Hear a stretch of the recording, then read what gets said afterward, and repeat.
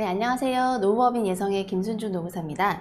이번 시간에는 비과세로 처리할 수 있는 수당에 대해서 살펴보도록 하겠습니다. 네, 이 비과세인지 과세인지 여부는 사실 소득세법에 규정되어 있는 것으로서 노동법보다는 이제 세법과 관련이 있는 건데, 일단 급여를 하다 보면 이 비과세 부분이 많은 부분을 차지하거든요.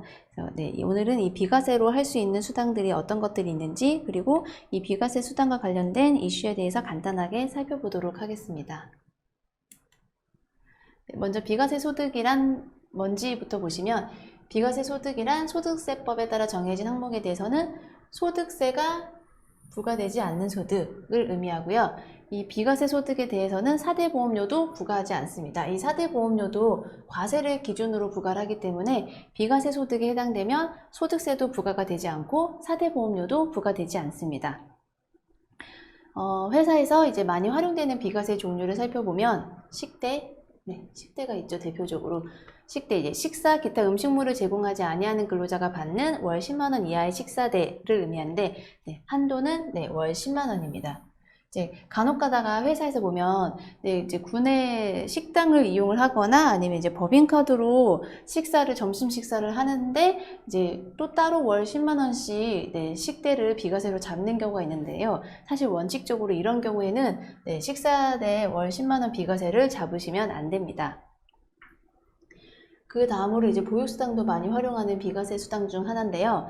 근로자 또는 배우자의 출산이나 6세 이하 자녀의 보육과 관련하여 사용자로부터 받는 급여에서 월 10만 원 이내로 해서 비과세가 가능한데요. 이 보육수당도 식대와 마찬가지로 한도는 월 10만 원이고, 그리고 6세 이하 자녀가 있으면 가능합니다. 그 다음으로 이제 자가운전 보조금이 있는데요. 이 자가운전 보조금은 이제 그 직원이, 종업원이 본인 소유 차량으로, 그리고 본인이 이제 그 업무에 활용을 했을 때 그 소요 경비를 이제 받지 않고 그냥 일정의 금액, 월 20만 원 이내까지 자가운전 보조금 비과세 처리가 가능한데요.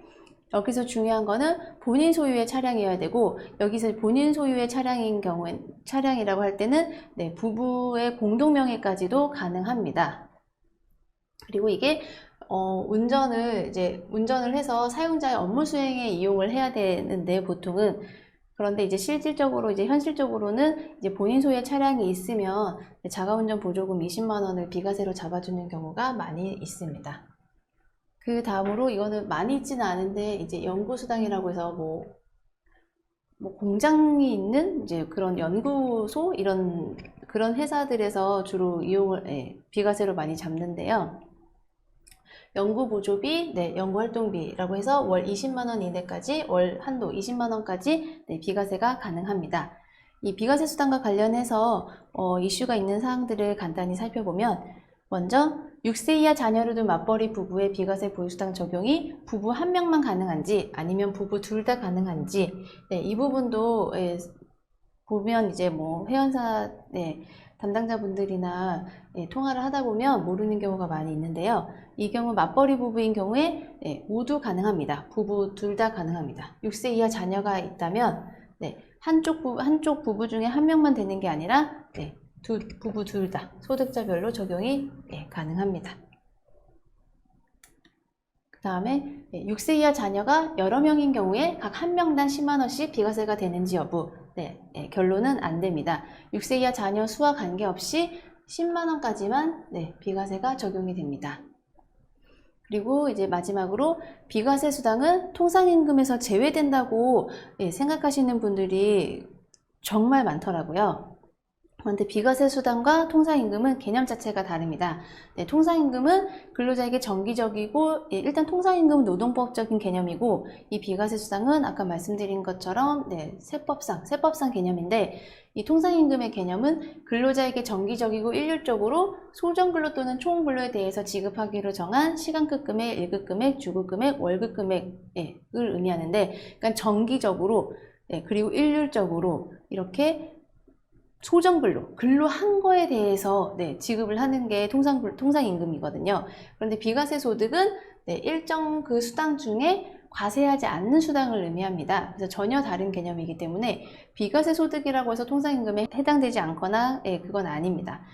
대표적으로 식대는 비과세 소득에는 해당되지만 통상임금에는 해당이 됩니다. 그리고 자녀 보육수당, 이것도 비과세 소득에는 해당이 되지만 통상임금에는 해당이 될 수 있습니다. 따라서 비과세 수당이라고 해서 통상임금에서 제외되는 것은 아니고 각각의 개념에 맞게 요건을 충족을 하는지를 살펴보시면 되겠습니다.